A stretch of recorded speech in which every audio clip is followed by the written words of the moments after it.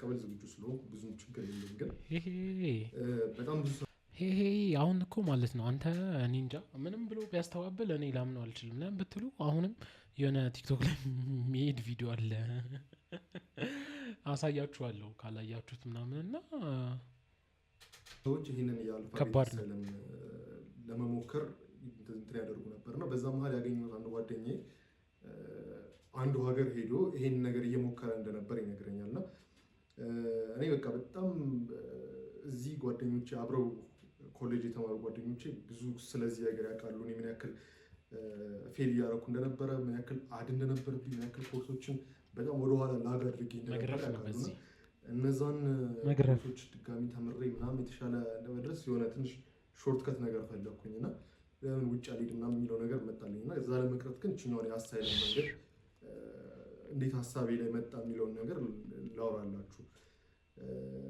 እዚህ ጋር በቃ ከዚህ ልጅ ጋር እያወራን የነበረው ነገር በቃ እኔ